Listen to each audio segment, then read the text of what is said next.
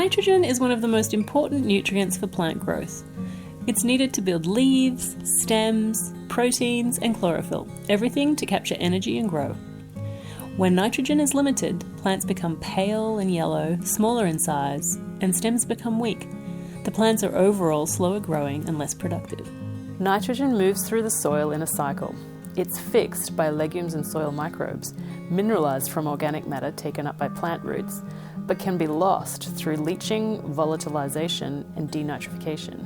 Because nitrate is so mobile, the form and timing of your fertilizer really matter. Organic nitrogen sources and chemical sources each have benefits and limitations. Organic sources like compost, manure, and plant-based fertilizer often release nutrients more slowly. Their nitrogen availability can be variable, and it can take more time for the nitrogen to mineralize and be useful to plants, but they can help build soil organic matter, support microbial activity, and improve long-term soil health. Chemical sources release nitrogen more quickly and predictably. They can correct deficiencies fast and are easier to dose, but they don't contribute to soil organic matter, and if overused or mistimed, they can increase the risk of runoff, leaching, and gas emissions. There are many organic nitrogen sources available, each with different release rates and uses. Here are some commonly used ones. Alfalfa pellets are a plant-based fertilizer with moderate nitrogen content and steady release. Compost provides only small amounts of available nitrogen, but it's excellent for building soil structure, organic matter, and biology. It acts as a long-term soil health amendment, but you need to watch phosphorus levels if you're applying compost to meet nitrogen needs. Manure is a traditional nitrogen source, offering a mix of quick and slow-release nutrients. It's a great option for crop fertility, but keep in mind that its nitrogen content can vary depending on the type of animal and how much bedding is mixed in, which affects the carbon to nitrogen ratio. In BC, there are guidelines covering timing, distance from watercourses, avoiding application on frozen or saturated soils, or in areas with high precipitation. Fish fertilizer is fast-acting and good for early season growth or correcting visible deficiencies. Blood meal is high in nitrogen and provides a relatively quick release also. Feather meal is a slower release and is good for steady background nutrition. Leguminous cover crops fix atmospheric nitrogen and release it back to the soil as they decompose. There is a symbiotic relationship between specialized bacteria in the plant root nodules that convert atmospheric nitrogen into usable forms for the plant to use, while the plant provides the bacteria with sugars and a protected environment. If you're planning on using cover crops, Oregon State University has a great resource that shows typical nitrogen contributions for different species. Because organic nitrogen sources vary widely in how quickly they release nutrients, matching release rates to crop needs is key. Nitrogen is essential, but too much or applied at the wrong time can cause real problems.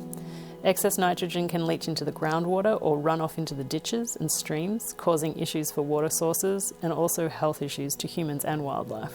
It can also contribute to greenhouse gas emissions in the atmosphere. We spoke to an agrologist to get the rundown on responsible application.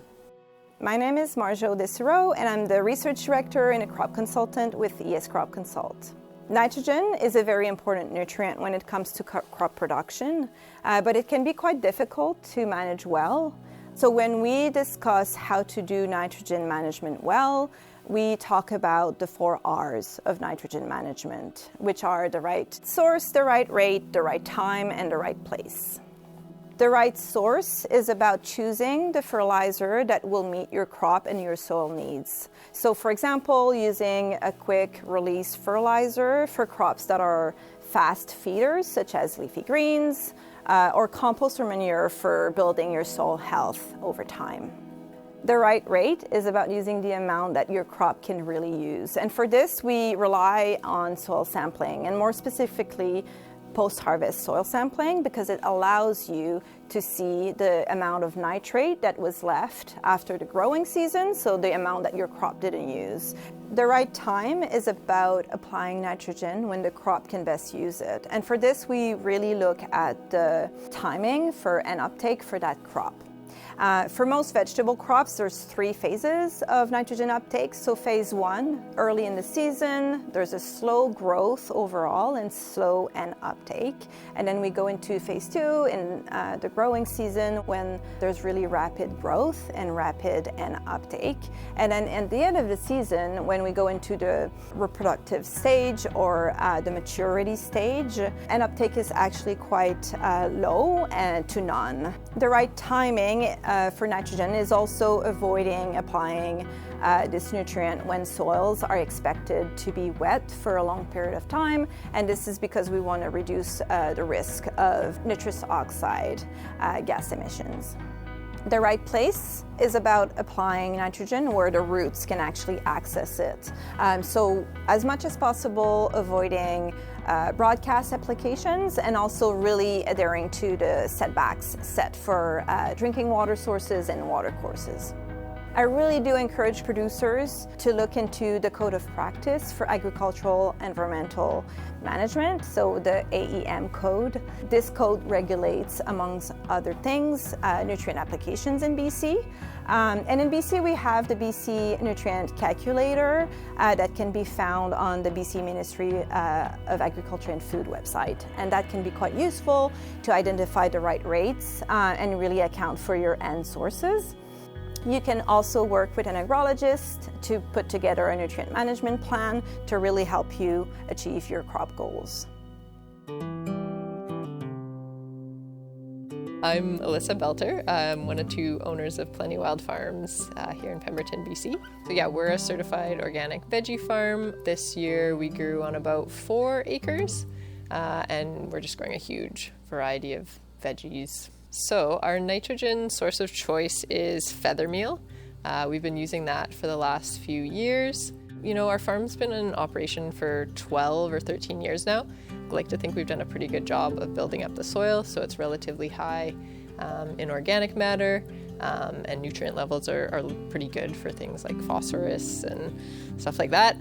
So the feather meal sort of allows us to really pinpoint the nitrogen application without over applying some of those other nutrients. In the beginning, we used a lot of compost to build up fertility and increase that soil organic matter, but now we're at the point where we don't necessarily need that side of it, and if we were to get what we need nitrogen-wise through compost, like we would be spreading just way too much phosphorus or potassium. I think when we realized we need to cut back on our compost application, we did consult with an agrologist about switching sort of just to organic fertilizer for fertility rather than compost, and we did a trial year where we just used fertilizer, varying amounts depending on the crop, but also trying to simplify it just because we can't, you know, with 50 different crops, we can't do a different application for each individual one.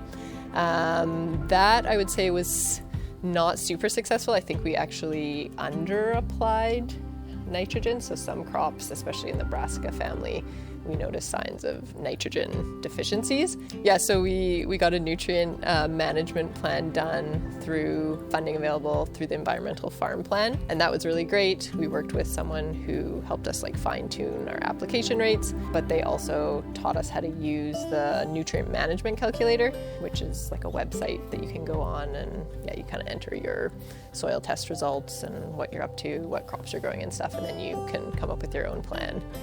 So that was really helpful because now we can do it ourselves every year. So far we're happy with what we're doing.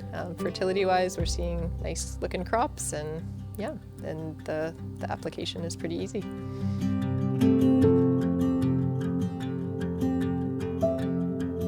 My name is Ariella Falkowski, and I'm the farm manager at Root Down Organic Farm. Our main nitrogen sources on the farm are one for just really hard-hitting nitrogen is blood meal that we use. Another for slower release is alfalfa meal pellets.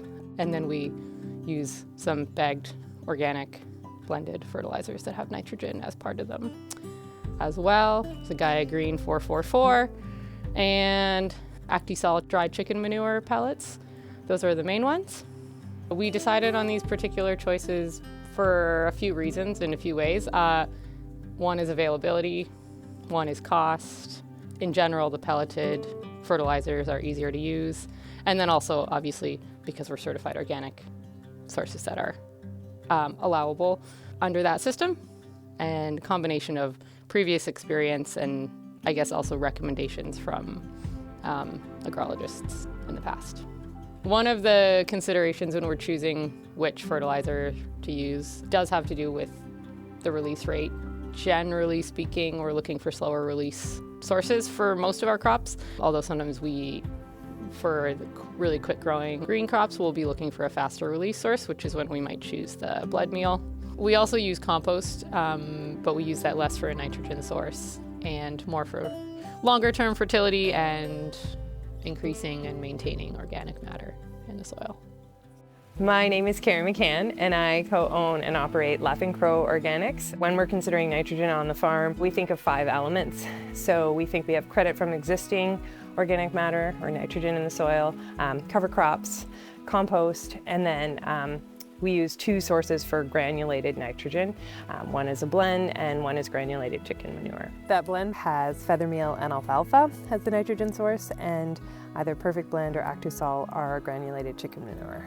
Okay, so why we use the methods we do now is kind of an evolution of our both understanding of how to better feed the farm and our nitrogen needs, and what's practical for our farm. So we started with just applying compost, and through participating in a research project and doing some learning, we realized that those applications would greatly put out of proportion other nutrition and kind of biologicals on the farm. So we looked at that as an unrealistic system and started looking for another source of nitrogen. And the easiest one that we could find was a granular nitrogen. So we apply our granular fertilizer in 2 applications banded right next to the crop.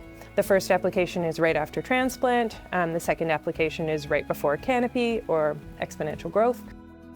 So our nitrogen management plan has evolved from the inception of the farm to now, and it looks a lot different. We've always worked with an agrologist or soil scientist, but the systems that we have now have been informed by the years of trial error and better improvement, and they're specific to our farm.